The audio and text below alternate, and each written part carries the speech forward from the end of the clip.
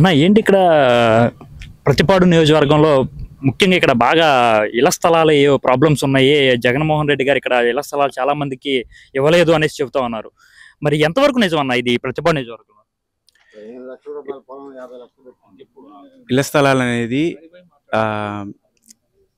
ఒక ఎలా ఎలా జరిగిందంటే వాళ్ళకి సంబంధించిన వాళ్ళ పార్టీ వాళ్ళకి సంబంధించిన వాళ్ళ పొలాలు వాళ్ళు వాళ్ళు ఐ మీన్ అమరావతిని ఎలా అయితే వీళ్ళు ఫ్రేమ్ చేయడానికి ట్రై చేశారు అదే దాన్ని ఏమంటారు వర్డ్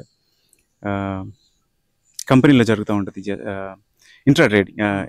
సో అట్లానే వీళ్ళు పార్టీలో వాళ్ళే వాళ్ళ సంబంధించిన వాళ్ళ పొలాలు వాళ్ళే అధిక ధరలకు అమ్ముకొని ఎక్కడో నిరుపయోగంగా ఉన్న స్థలాల్ని అక్కడికి వాటర్ కనెక్షన్ లేవు, ఎలక్ట్రిసిటీ అప్పటికప్పుడు వేశారు, కానీ ఆ ఇల్లుగా కంప్లీట్ అవ్వలేదు, దానికి ఫండ్స్ సరిగ్గా రాలేదు.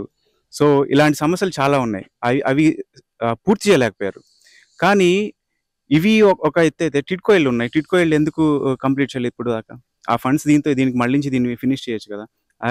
అది ఫినిష్ చేస్తే మళ్ళీ చంద్రబాబుకి ఎక్కడ పేరు వస్తుందో, క్రెడిట్ అంతా చంద్రబాబు ఎక్కడ వెళ్తుందో అనే దురుద్దేశంతో ఒక ఉన్న ఆల్రెడీ ఎగ్జిస్టింగ్ ఇంప్లిమెంట్ చేసిన ఫండ్స్ అన్ని వేస్ట్ చేసి మళ్ళీ కొత్తగా వాళ్ళకి నిధులు సమకూర్చుకోవడానికి ఎలక్షన్స్ కోసం వాళ్ళ ప్రతినిధులకు కానీ వాళ్ళ సంబంధించిన మనుషులకి మళ్ళీ డబ్బుని పంపిణీ చేయడానికి ఇది ఒక కొత్త హౌసింగ్ స్కీమ్ తీసుకొచ్చారు.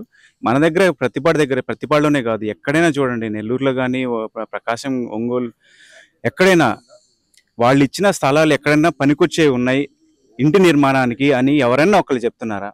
వర్షాకాలం వస్తే ఈ చెరువులను తలపిస్తున్నాయి అవన్నీ. దాంట్లో జనాలు ఎలా ఉంటారు ఏంటనేది ఇంకా మన విజ్ఞతకి తెలుస్తుందిగా, మనం వీడియోలు చూస్తూనే ఉన్నాము. సో అదంతా ఇంకా వాళ్ళ ప్రోపగండా అనుకోవచ్చు. అంటే చాలా మందికి అందలేదు అనేసి చెప్తా ఉన్నారు. అది ఎంతవరకు నిజం? అందలేదంటే చెప్తున్నాను కదా, అదే వాళ్ళకి సంబంధించిన వాళ్ళ వరకే వెళ్ళినాయి. అందరికీ ఎవరైతే నిజంగా ఇప్పుడు మనకి 70 ఏళ్ళైంది. ఇన్ని సంవత్సరాల నుంచి ప్రతి గవర్నమెంట్ ఏదో ఒకటి చేస్తూనే ఉంది పేదవాళ్ళకి. వీళ్ళు వచ్చి కొత్తగా చేసేదే ఉంది. ఇప్పుడు ఎన్టీఆర్ హౌసింగ్ స్కీమ్ ఉంది, ముందు వైఎస్ఆర్ రాజీవ్ గృహకల్ప ఉంది, అలా కొన్ని లక్షల ఇల్లు శాంక్షన్ అయినాయి. ఇప్పుడు వీళ్ళు వచ్చి కొత్తగా ఇచ్చేది ఎవరికి ఇస్తున్నారు? సో వాళ్ళకే ఇచ్చుకొని వాళ్ళే మళ్ళీ అమ్ముకుంటున్నారు. సో అవి మేలు చేస్తాయని నేను అనుకోవట్లేదు. కరెక్ట్, ఎవరికైతే ఇల్లు కావాలి అనే వాళ్ళకి లబ్ధి చెందలేదు, వాళ్ళకే వెళ్ళినాయి. అది ఇక్కడ మరేంటి గుంటూరు పార్లమెంట్లో ఇక్కడ పెమ్మసాని చంద్రశేఖర్ గారు పోటీ చేయబోతా ఉన్నారు, మరి కూటమి అభ్యర్థిగా. మరి ఇక్కడ ఆయనకి గెలుపు ఎలా ఉండబోతుందండి? నల్లేరు మీద నడకండి. గుంటూరు ప్రజలు విసిగిపోయి ఉన్నారు.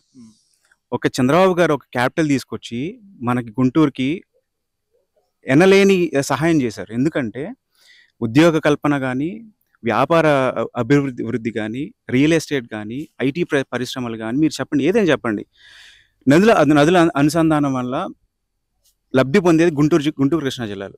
ఎందుకంటే ఫర్ ఎగ్జాంపుల్ ప్రతిపాడు తీసుకుంటే మాది నాగరసాగర్ కుడి కాలువకి ఎండులో ఉన్న ఊళ్ళు ఇవన్నీ ఏంటంటే చాలా కటకట్లాడి, ఇప్పుడు చూస్తున్నారు, ఇదే సమస్య అదే కదా. ఇప్పుడు నీళ్లు లేక అల్లాడిపోతున్నారు. నీళ్ళు ఎప్పుడు వదిలేరు?